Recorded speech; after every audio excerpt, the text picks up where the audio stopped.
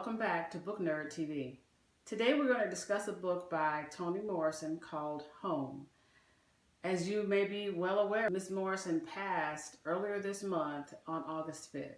Ms. Morrison is the author of several amazing books in our literary canon: Sula, The Bluest Eye, Jazz, Paradise, and of course, Beloved. Ms. Morrison won the Pulitzer Prize in 1987 for Beloved. And as you know, Oprah Winfrey also made Beloved into a movie, I think in the either late 80s or early 90s. I can't remember exactly when the movie came out.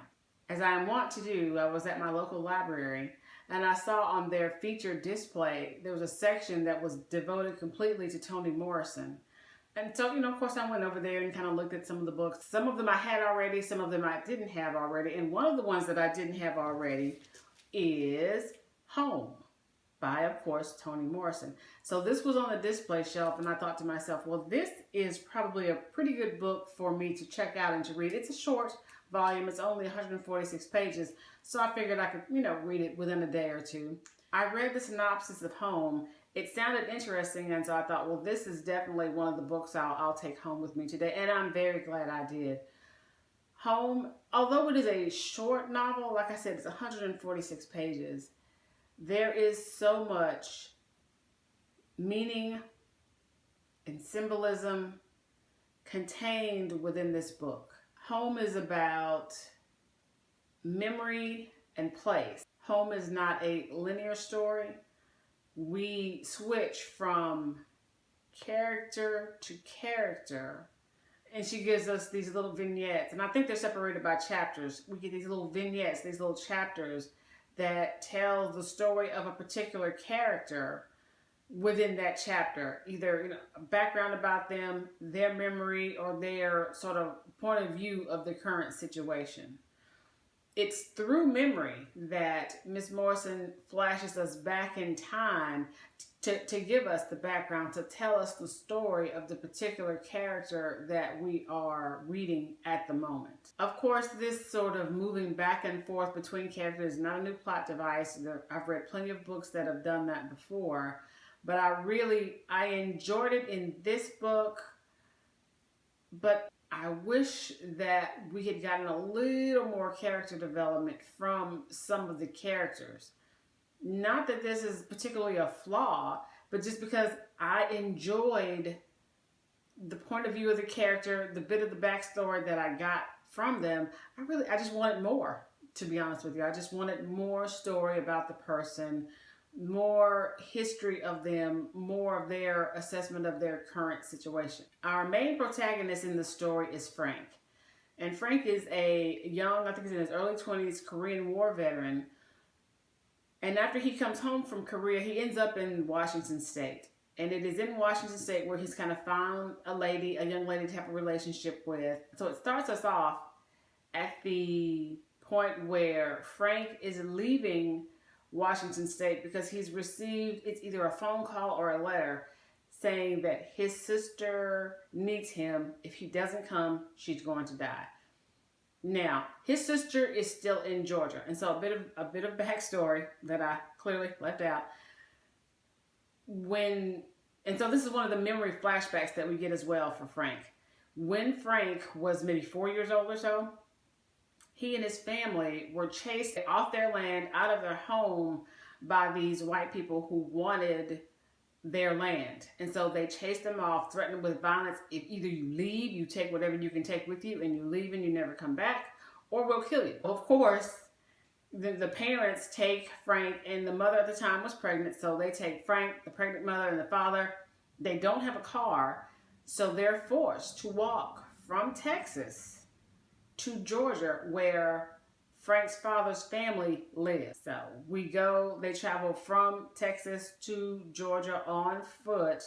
Upon reaching Georgia, Frank's father settles the family in with his father and stepmother. The arrangement is not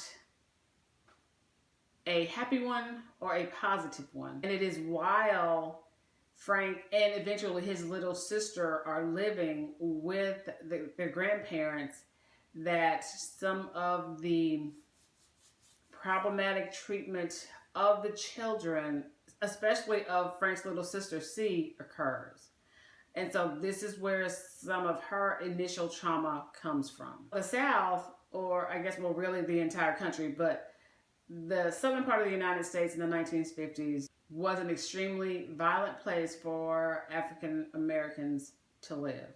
They were still subject to Jim Crow laws, and of course just the violent oppression of the state, the violent oppression of just the larger society.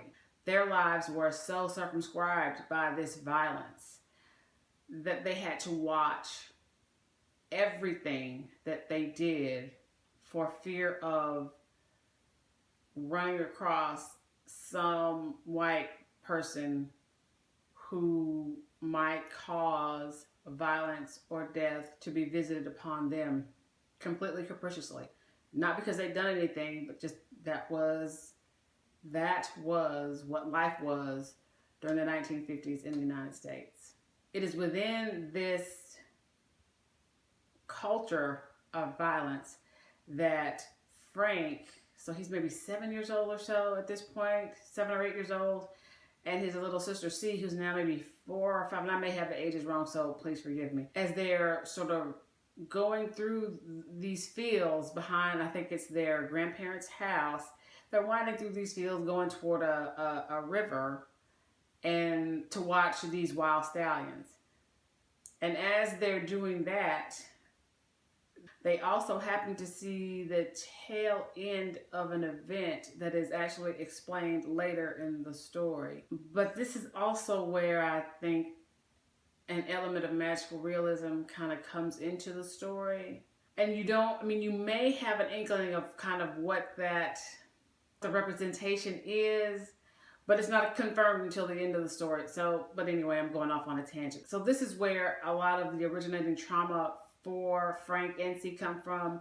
For C, it's living with a grandmother who hates her and then seeing this sort of tail end of a violent event. For Frank, it's the violent event and then going over to Korea and having to deal with the violence that occurs in Korea. The violence that is perpetrated by the troops, the violence that is perpetrated by him, the violence of seeing his two best friends who went with him to Korea, what happens to them in the war. And so when Frank comes back from Korea, he has full-on post-traumatic stress disorder. Every chapter or every vignette or every switch or change of point of view, there's always this ever-present oppression, threat of violence, encounters with discrimination in almost every chapter, really. But and from that, there's that. And so if you can imagine actually having to have lived through Jim Crow era United States, that oppression was there constantly, uppermost in your mind, because you had to figure a way to work around it. And so you get little snippets from here and there of how people worked their way around the pervasive violence and racism, or how they did not. So to get back to the story, Frank has to return to Georgia to look after his sister. And that's kind of one of the themes in the story as well, is that, from the time his sister was born up until when he left to go to Korea, he's always been the person taking care of his little sister. He's the main person. Not even the parents were the ones who took care of C. It was Frank who took on the job himself. Of course, the only reason he'd ever go back to Georgia, a place he swore he'd never go back to, is because C is in trouble. He has to make his way from Washington to Georgia in Jim Crow 1950s America. You even get a little hint at the use of the Green Book and how it was used back in those days. So once Frank arrives in Georgia, he has to go seek out his sister and find her to take her home. Home is the little town in Georgia that Frank said he'd never go back to. Now, there's a whole other story that we can talk about, a whole other plot that involves C and how damaged she is because of her treatment growing up from the grandmother, and sort of how she progresses in her personhood through the book. I'm not going to talk about it a great deal because I would really like for you to pick up this book and to read this book. And the one thing that I would say about it, again, I think I said this earlier, I just wish the book was longer. I wanted more of home. I wanted more of these characters because they were interesting, they were compelling. The book itself is compelling, and it just makes you think about everyday life in 1950s America. Toni Morrison's novel is not a book of hopelessness. Home is about transformation. Home is about dealing with the past. Home is about reconciling your past to your present, and having the strength and the ability to move forward, to heal from past trauma and move forward into your present and into your future. Toni Morrison is a giant in the American literary canon, and I think she should be honored as such. I just wanted to do my small part in honoring the work that she did, not only her literature, fiction and nonfiction, but the amazing interviews that are all over YouTube that you can watch about her thought processes, about her thoughts about contemporary America. She was a brilliant, brilliant woman who will be missed on this plane, absolutely. Rest in peace, Miss Morrison, and thank you.